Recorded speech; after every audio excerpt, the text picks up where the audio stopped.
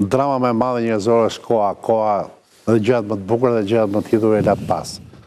Thonë që për shembull nëse do kishte një kohë që të rrithë më shpejt kur gjërat janë të hidhura, do ishte një ilaç. Por do ishte një mrekulli nëse në gjërat më të bukura që jeton njeriu, dashuritë, emocionet e bukura, koha të rrjedhë sa më ngadalë. Po koha është konstante, për fat keq.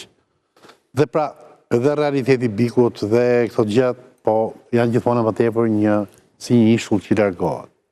Shumë i bukur, shumë magjik, ke patur një performancë, ne të kemi mbështetur, ti ke qenë jashtë, nuk e patur, ka qenë gjë shumë, unë nuk e besoja kur që të mbaja të rezistencë aq të madhe, do të thonë, mendova që ke pasur një përdeshje të pabarabartë, në kuptimin që është ajo thënia për shembull që ti hidhje ca xhavajire, por ato xhavajiret derat nuk i hanë gjithmonë.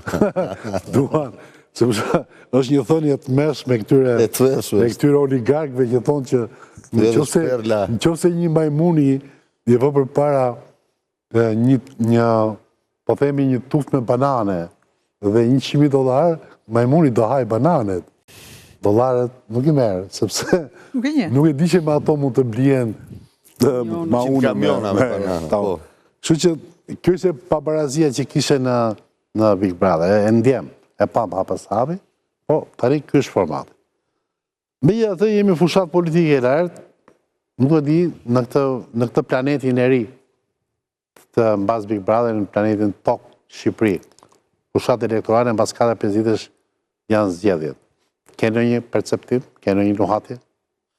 Unë dikur nga paneli i emisionit tënë, kisha dhe një shifër 74, nga që jam 74 si ditë lindje, edhe në të vërtet aq dollën deputetët, 74. Në 2021?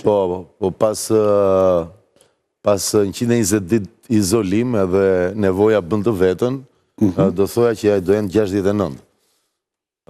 Si vjetë, nuk ka nevoj kështu mos kaloni në metafora të çuditshme, thjesht me erdhi numri 69. Ne, ishte kështu, ishte një numër, pse nuk e peti atë që kryeministri thotë 78 ose në kuç 88, i kanë thënë. Jo, unë për mua janë 69. 69 sipas secili, shiko, me shpreh sipas nevojave të tij secili.